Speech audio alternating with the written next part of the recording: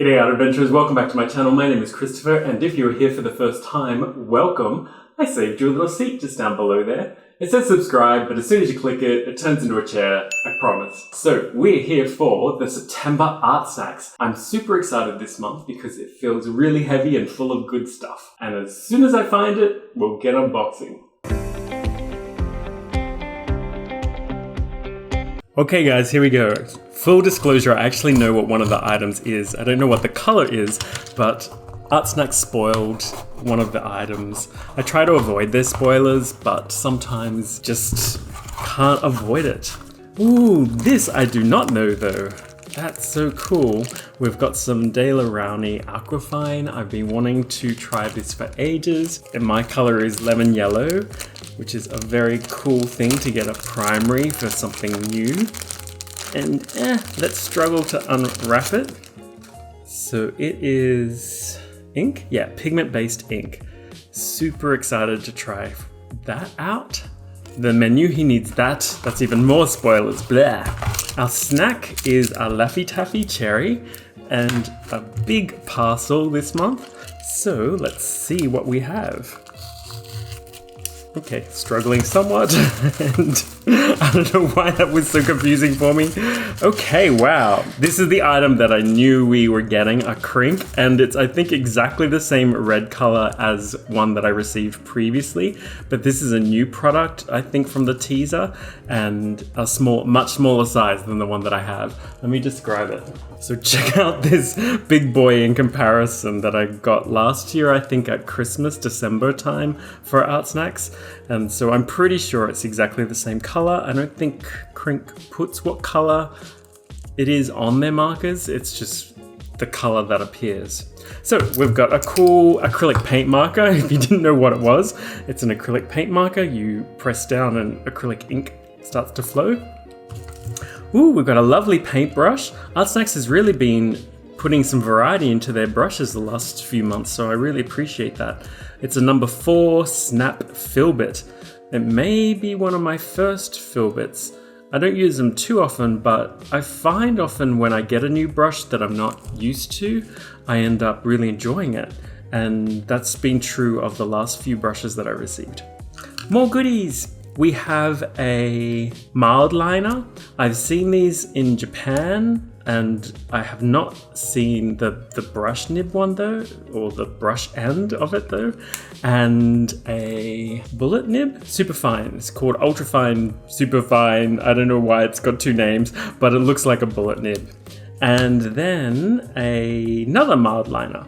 This one is purple, this one is gray. I'm guessing that they'll be water soluble, but I don't know. People use them as highlighters in Japan for taking notes and things. And then a Le Pen, which I've not ever seen before.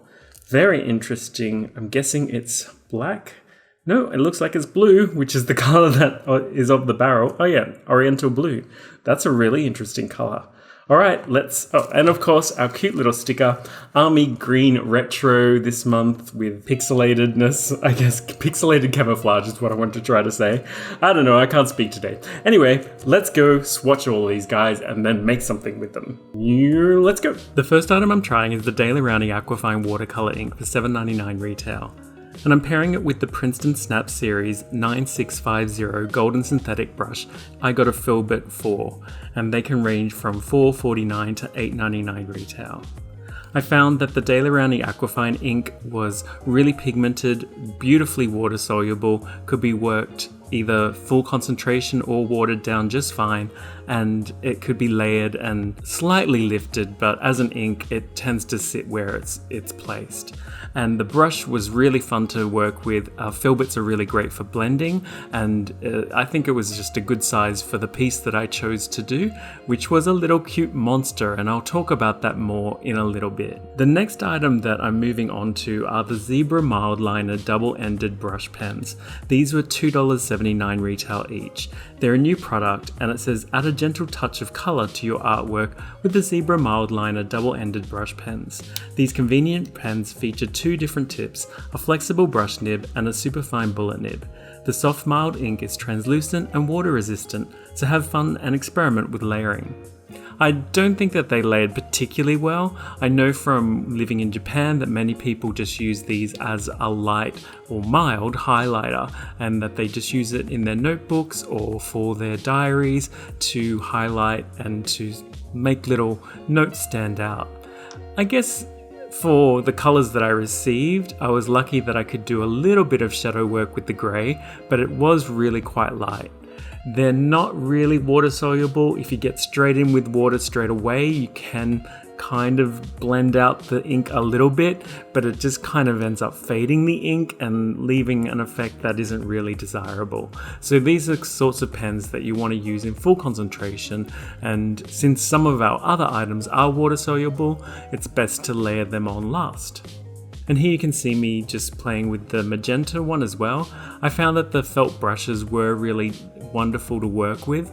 The mild liners that I've used before were more like a traditional chisel tip that you'd find on a traditional highlighter. I first try using the grey and find that it doesn't really work in the way that I would like it to, and then try to do some shadow work with the purple, but the contrast between the two colours is too great, so I end up fixing this with the next item, and that is the Marvi Uchida Le Pen Flex.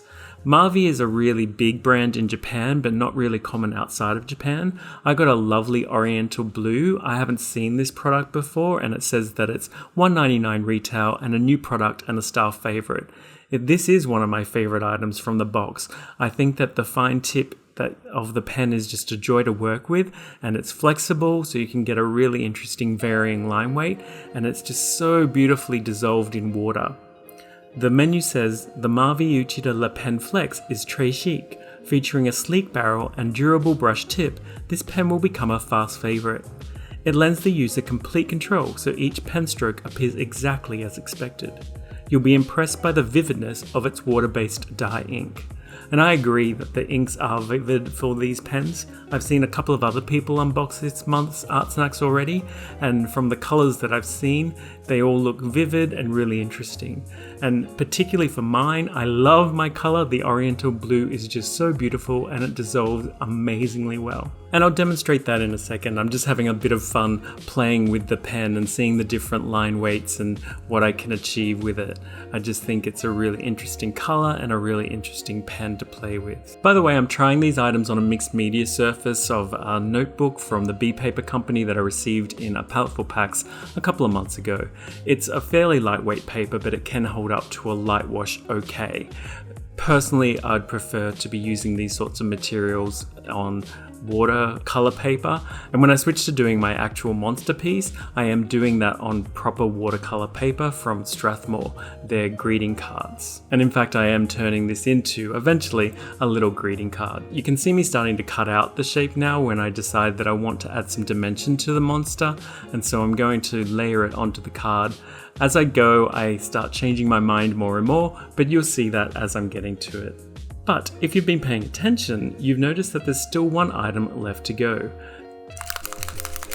That's the new product, the Krink K11 acrylic paint marker for $8 retail.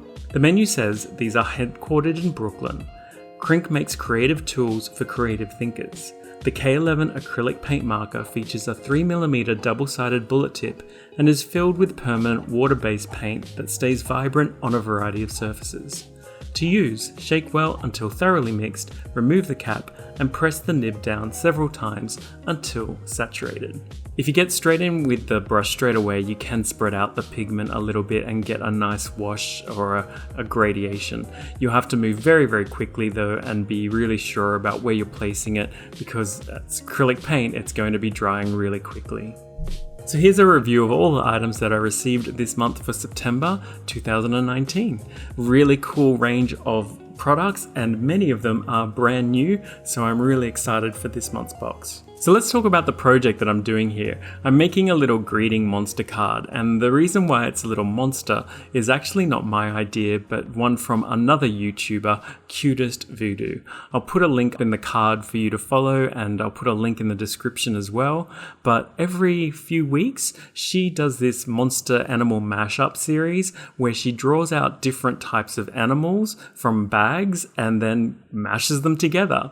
One bag contains a list of mammals, one bag contains a list of all different other animals, one bag contains a mystical or fairy tale or supernatural sort of creature, and then the last bag is whether or not it's going to be a monster or a cute little design. And so I'm copying one of her designs. I think it's the most recent one. She received a sheep as her mammal, a praying mantis as the other animal, a centaur as the mystical animal, and she received the cute tag. So it has to be a sheep, praying mantis, centaur, cute monster design. I'd really encourage you to check out her video and to see what she made because it's really awesome. She's amazing, not just for cute animals, but really creepy ones. I love her creepy and gross monster type animals, and her blood splatter work and just really cool designs for creatures is just so awesome. I really encourage you to check out her channel, and I think that she deserves far more subscribers than she currently has. Speaking of, if you haven't subscribed to my channel, of course, feel free to do that as well. I'd love you to become an official art adventurer. So once I've cut out my animal or my monster design, I go to place it down on the card, but I realize it's still a little bit less exciting than I want it to be for a card. And I've recently bought some little brass push pins. I think they're called brads in the US. And so I decide to start cutting out my animal into different parts or body parts and then piecing it together with these brads so that there's going to be movable sections. I wish that I had have thought of doing this far earlier on and been able to draw the different appendages and parts of the body separately so that it'll look better when all the parts move, but I think that I still managed to pull it off in a kind of decent way, and it's, you know, it's just a little fun greeting card for somebody, so hopefully they're still going to enjoy playing with it even though it's a little bit wonky. I'm placing down the different body parts with the help of some little double-sided dimensional foam strips so that there's some depth and 3D effect to the card. And then I just add a little word bubble. I'm not sure really what the monster is going to say at first, and I don't have much space left on the card, so I just go with a little simple hi. And I think it's really cute for a monster like that to be trying to make friends, flying around in its weird praying mantis sheep centaur body, hoping to make a new friend with somebody. And so that's my ArtSnacks adventure for this month. I hope that you've enjoyed watching me create this card and seeing how I've pieced it all together, and maybe you've gotten yourself some ideas of how to play with the materials that you've received this month if you are also subscribed to ArtSnacks. And of course, if you haven't tried the Monster Animal Mash series, I really recommend giving it a go. It's a great way to explore a new concept design or a character design and to have a bit of fun. As always, remember to create more and consume less. If you haven't subscribed and clicked the notification bell and left me a comment, of course, please do that. I'd love to know what you think of this little monster design and if you've ever tried drawing a little creepy monster thing before, or a cute one like I've tried to do here. And I'll see you guys soon for another art adventure. Take care.